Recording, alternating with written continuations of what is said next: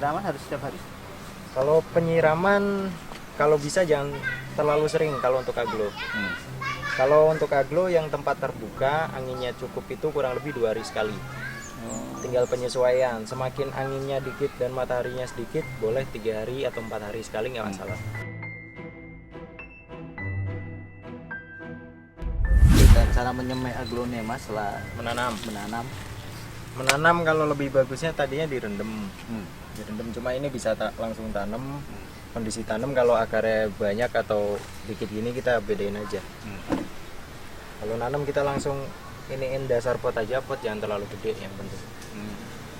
Soalnya pohon kalau baru datang dia terlalu gede, terlalu banyak nyimpan air, takutnya malah busuk. Pot press aja. Kita langsung ini aja pakai media. Kalau udah nanam gini kita tekan bagian sini aja bang, samping. Jangan tengah, soalnya kalau tengah nanti takutnya akarnya juga ketekan patah dia.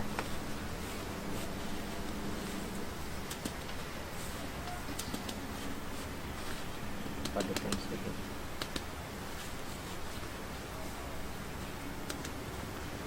Baru habis ini bisa langsung kita siram. Kalau media yang baik apa? Media yang baik, yang paling bagus media yang poros. Poros. Berarti Maksudnya poros itu air gampang ngalir ke bawah, nggak nampung air. Yang jelas ini akar segini pun pot segini nggak masalah.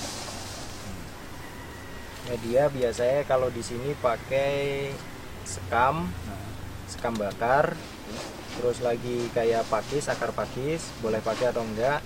Terus lagi pakai humus daun. Humus daun itu bisa daun kaliandra, daun bambu. Ini pakai daun bambu itu bisa. Untuk perbandingannya sekam biasanya atau sekam mentahnya itu paling banyak. Nah kalau sisanya boleh kita selera pakai banyak atau dikitnya itu selera. Yang paling banyak sekam mentahnya, sekam biasanya.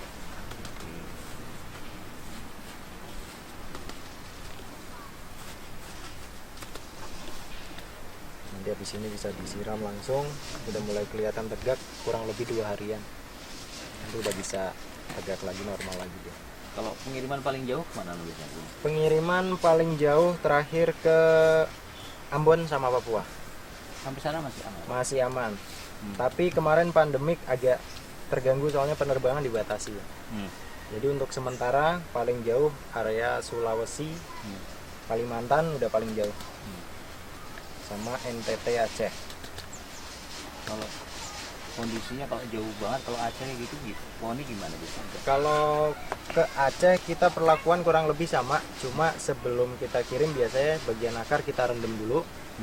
Bagian akar kita rendam dulu pakai vitamin, biasanya pakai B1, kurang lebih 2 jaman kita rendam, itu baru kita angkat.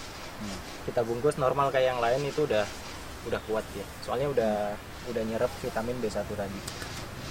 Vitamin B1 kan dia buat ngilangin stres, jadi stresnya itu lebih berkurang, persentase stresnya. Jadi dikirim tanpa media atau sama media? Tanpa media, Tanpa sesuai media. request sih. Cuma Request. biasanya lebih irit kalau tanpa media. Soalnya tanpa media 1 kilo itu muat 6 pohon. Sedangkan kalau pakai pot, pakai media, 1 pohon itu paling nggak 1 kilo. Kalau posisi di sana nih, ambil ini.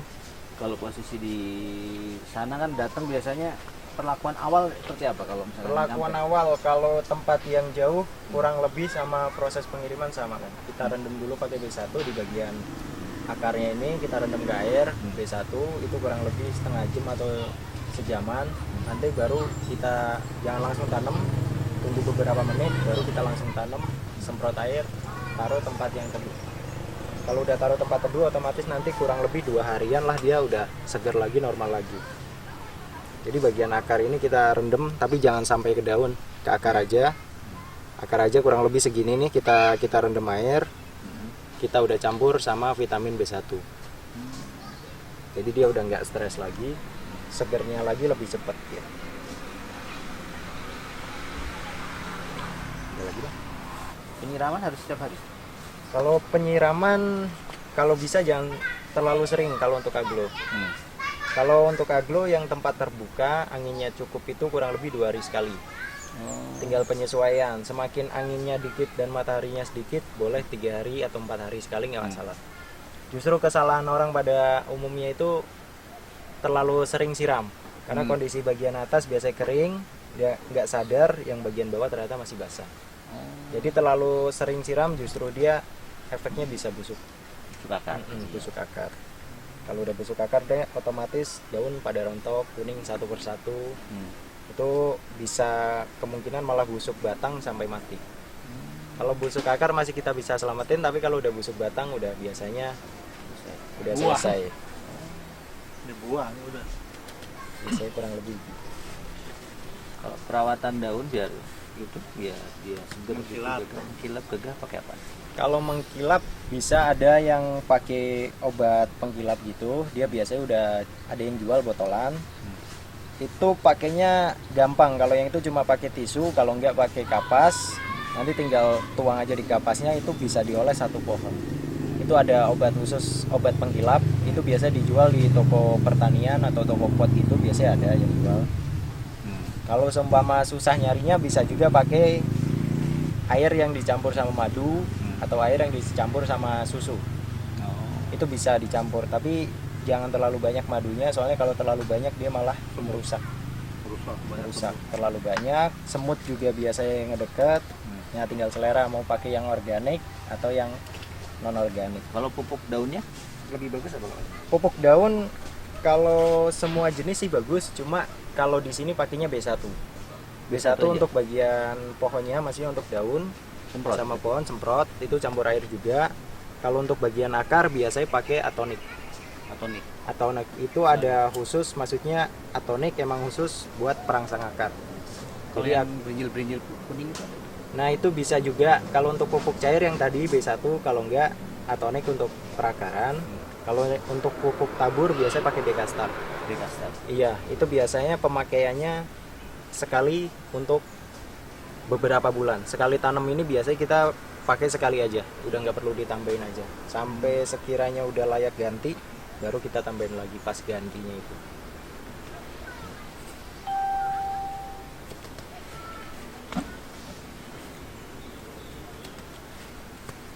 Nah, terus satu lagi kalau yang mengkilap itu, kalau di rumah ada baby, pakai baby oil aja.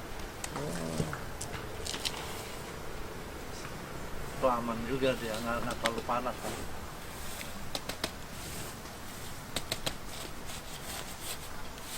Jadi pot bisa diganti medianya kapan? Kalau lebih besaran itu? Kalau untuk pembesaran menyesuaikan sama akar aja. Semakin kalau saya di sini biasanya pakai pot yang fresh karena dia akarnya cepat tumbuh. Terus lagi kalau dia udah penuh biasanya produksi tunas lebih cepat. Justru kalau pot terlalu besar dia produksi akar nggak terhenti, untuk produksi tunasnya lebih lama akhirnya. Anakannya lebih lama, malah lebih bagus pot fresh. Dia akar udah penuh seumpama udah penuh di pot, dia otomatis nanti makanan tinggal sedikit dia produksi tunas. Berarti kalau mau perbanyak itu Perbanyak lebih bagus itu.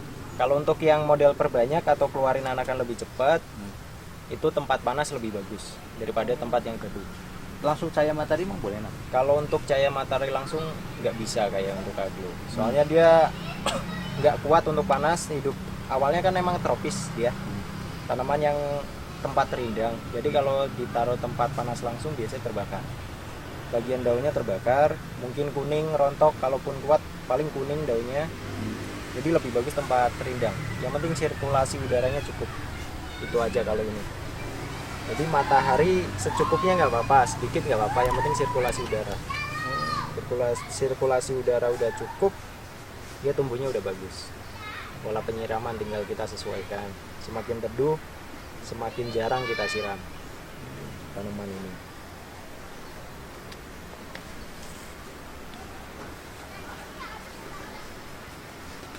Oke, Kalau dia, udah.